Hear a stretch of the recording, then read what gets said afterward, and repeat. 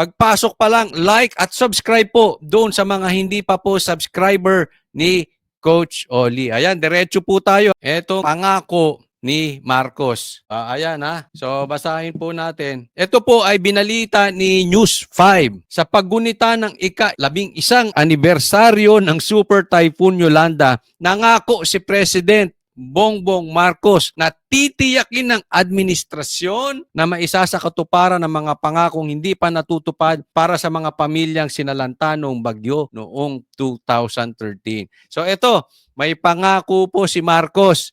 Yung mga hindi raw na ibigay na pangako noong 2013, ibibigay ni Marcos. Pambihira naman, Marcos. Derechahan na po tayo, ha? Derechahan, ha? Ako po, magtatanong, okay? Yung pangako mo nga, hindi mo pa natutupad. Iginit din ng Pangulo na kailangan pang paigtingin ng gobyerno ang kanilang pagtugon sa epekto ng climate change at sa pagiging vulnerable ng Pilipinas sa mga sakuna. Ito, ipakita ko yung isa na andyan lang si Marcos. Alam nyo, sa dami ng pangako ni Marcos na hindi niya natutupad, tutuparin niya pa yung pangako na hindi nabibigay nung 2013. Eh walang maniniwala sa'yo, Marcos. Una, ibigay mo muna yung 20 pesos na bigas. Di ba? Alam mo bakit umaatras ka doon eh? Bagamat sabi, walang dapat sisihin doon sa 2013, pero magbibida-bida siya. Alam mo kung bakit? Gusto lang nitong kuhanin yung yellow votes. Di ba? Alam naman natin kung sinong nakaupo nung panahon ng 2013 at gusto niyang tulungan, gusto niyang tuparin. Sa madaling salita, continuity, parang ganun eh. Pangako nung 2013 gagawin niya. Yung continuity nga na sinasabi mo na pinangako kaya ang mga Duterte, yung ibang mga Duterte, Maka Duterte, mga DDS na budol mo. Bakit? Sa pangakong continuity sa mga Duterte. Yung mga magagandang proyekto ng mga Duterte, itutuloy mo. Wala ngang natutupad. Sa katunayan, naiipit pa nga ng administrasyon mo sa iyong pamamahala ang mga Duterte. Bigas, continuity, wala nangyari. Flood control project, yung sarili mo ngang baha na ginawa ng administrasyon nyo, na ipinangako nyo, na flood control project, hindi mo natupad. Hindi mo nga natutulungan yung mga nabaha ngayon. Yung pangako pa nun, may pambihira. Di ba? Alam mo, hindi ko maintindihan nito si Marcos. Saan siya kumukuha ng lakas ng loob? Alam mo, dapat hinaharap niya yung nangyayari ngayon. Alam mo, parang si Marcos is out of this world. Una, sinabi niya before, walang baril na nakapasok sa KOJC. Kitang-kita ng lahat, pati ng mga kakampi nyo, mga mainstream media, nakita sa katutak ang baril. Parang out of this world na, Marcos. Ano ba, lutang ka ba? Ano bang multivitamins ang tinira mo? Nag-buffet ka ba kahapon? Parang lipad yung utak mo eh. Parang hindi ka in touch sa nangyayari sa Pilipinas. Bago mo unahin yung tutuparin yung pangako ng dati, tuparin mo muna yung pangako ngayon. Alam mo, hindi kumukonek sa napapanahon yung mga pinagsasabi nito si Marcos. Alam mo, Marcos, the more you speak, the more na nagkakaloko-loko yung mga pinagsasabi mo, lalo kang nalalagay sa alanganin. Kahit hindi mo natuparin yung mga pangako before. Magkaroon lang ng impact. Yung sinasabi mo, flood control projects. Wala tayong problemang mangyayari ngayon. Ang baha, mawawala yan. Hindi man totally 100% mawala ang baha. Mabawasan ng malaking porsyento, malaking bagay na. At least masabi man lang ng mga Pilipino, wow, may nangyari dun sa flood control projects nila. Kasi as we see it, Marcos, you're just full of excuses. Ang Pilipino gutom na.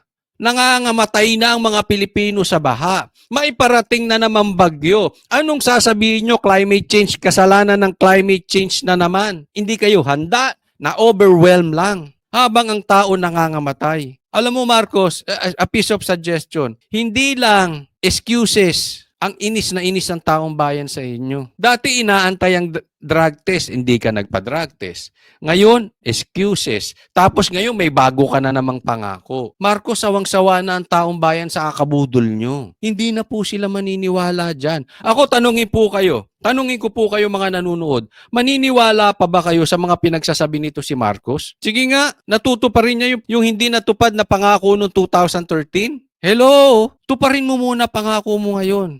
The Filipino people, mga Pinoy, gusto po ng resulta, hindi excuses. Ayaw na namin ng salitaan.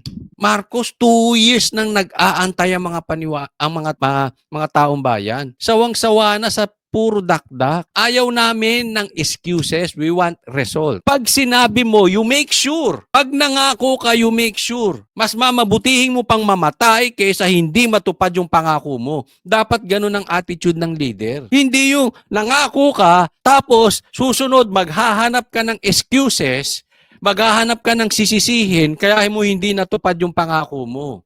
That is a weak leader. You die with your promises. Do your best. Yung tipong mas gugustuhin mo pang mamatay kaysa hindi matupad yung pangako mo. Yan ang tunay na lalaki. Pakilang, Marcos. Pakiayos. Kasi ito, gusto ko rin ipakita sa inyo. Sinundan din. Nangako din. Sabi naman ito, hindi na dapat maulit pa ang trahedyang naganap nung panahon ng Yolanda. Gaano man kalakas ang bagyong darating, dapat nating siguraduhin na nakahanda ang ating mga kababayan. We must be vigilant against climate change to protect our people from falling victim to such tragedies. Isa pa ito. Sumunod pa, ginatungan pa ni Tamba. Alam mo, mahirap biruin ang bagyo. Hindi na dapat maulit ang trahedyang naganap nung panahon ng Yolanda. We must be vigilant against climate change to protect our people. Ito, isipin mo si Marcos ang nagsabi niyan. Dahil lang may climate change. Tapos binanggit mo ngayon.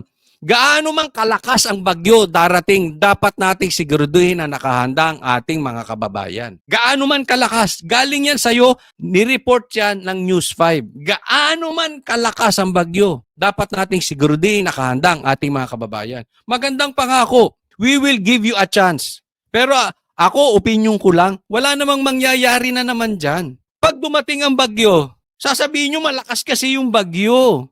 Kasi kasalanan ng climate change. Kaya alam mo, mabigat tong pangako ni Tamba. Mabigat tong pangako ni Martin. Kasi susubukin siya ng panahon. Susubukin siya dyan. Pwede kang mangako ng ibang bagay. Kasi pwede mong lagyan. Manahimik. Ito, bagyo, hindi mo kayang lagyan yan. Hindi mo kayang patahimikin yan.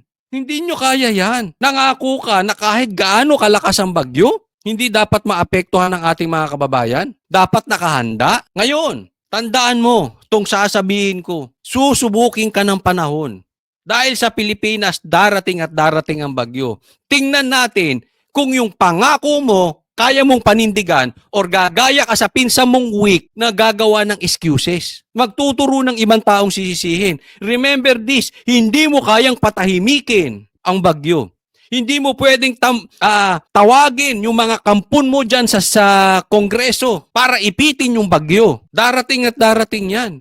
Hindi mo pwedeng lagyan, hindi pwedeng takutin, wala kang magagawa. Darating at darating ang bagyo. Ang dapat nulang gawin is not to make excuses. You make sure tatayuan mo yung pangako mo. You make sure gagawin nyo ang lahat bago dumating ang bagyo nang hindi subukin na ang mga pangako ng mga Marcoses at mga pangako ng mga Romualdez ay ampaw, mga walang kwenta. Tandaan nyo yan. Kasi kung gagawa lang kayo ng excuses, etc., mawawalan talaga or iilan na nga lang ang nagtitiwala sa iyo, Martin. Again, wala kang tatakbuhan ditong mga kakampi mo. It's between you at ang bagyo at ang mga pangako mo. Maganda ito. Abangan natin. Tingnan natin kung may palabra de honor. Kung meron silang, anong tinatawag natin dyan? Delikadesa. Na pag dumating ang bagyo at hindi nila natupad ang kanilang mga pangako, sila ay magsisi-resign or aminin man lang na mahina sila, nagkamali sila at walang ibang sisisihin. Because in my opinion, chances are, pag may dumating na bagyo, sisisihin nila ang Pag-asa, sisisihin nila kung sino-sino, sisisihin nila ang Marcos at Romualdez, hindi aamin ng pagkakamali. Kung sino-sino, sisisihin nyo. Hindi kasi ganyan ang tingin ko sa isang leader o bilang isang lalaki. Tunay na lalaki. They always assume responsibilities. Hindi naninisi.